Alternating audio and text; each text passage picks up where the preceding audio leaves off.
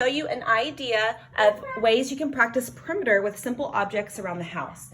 So my son created this last night, but any of your Lego creations, when you get your Legos and you put them around the object, so when we're practicing perimeter, you're going to count each dot 1, 2, 3, 4, 5, 6, 7, 8, 9, 10, 11, 12.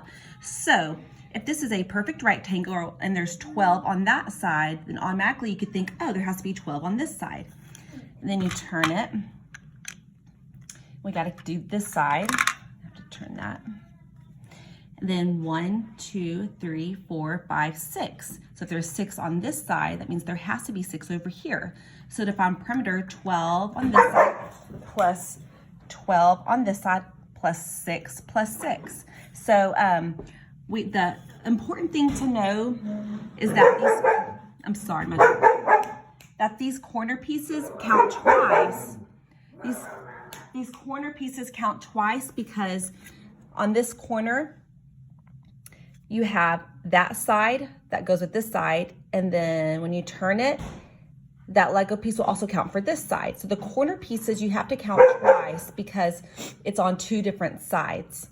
So if you just count the dots around, then you're going to not get the correct number. So the dot pieces in the middle will have to be counted twice because it's used twice for 2 different sides. So you can use Legos to do perimeter, and you can do different shapes of Legos to get perimeter. You could also use Legos. You can still count this as 1, 2, 3, 4, 5, 6 units. And just remember when we're doing little blocks, think of it as like a unit. So when I said that was 12 dots, that's 12 units. You could use the same Legos, and you could choose anything. So I grabbed some just things from my kitchen. Here's a little sign. You can find the perimeter of this sign using Legos. Or if you don't have Legos, look for square things around your house. If you have any kind of crackers, Cheez-It crackers, wheat thin crackers, if you have square shaped crackers in your house, then that would be a unit, and then each cracker would be a unit, and then you can use your crackers to go around the box. And and then you get different size of boxes defined, or just like here's a tub of cookies that I had. So you can find the perimeter around just stuff around your kitchen using crackers, or you can use a Lego. If you have a tape measurer, you can actual measure, and you can either use the inches or the centimeter.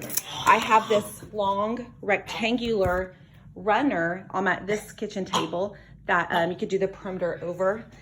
And you could also find the perimeter over if you have a rug in your house. On your floor, you might have square tiles, a little doormat.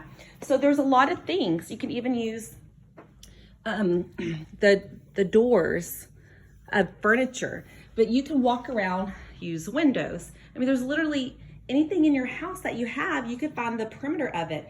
Any pictures that you have on your wall, light switch outlets, but again, any furniture, doors that you have, and you can find the perimeter. And again, if you don't have a tape measurer, or if you don't have square crackers, or if you don't have Legos, if you can take another smaller object and just say, I'm gonna make this count as 1 unit. And you could go around, if you wanna use the short side as 1 unit, you could kind of mark it, 1, 2, 3, and just use anything. You can use anything to count as a unit when you're measuring perimeter. So just remember, when you're practicing perimeter, add up all the sides. I thought this would be really good too. I have this little bowl in the middle that you could do perimeter on the outside. So really, perimeter is easy. You just look for objects around the house, and then you can find anything to find the perimeter of the outside.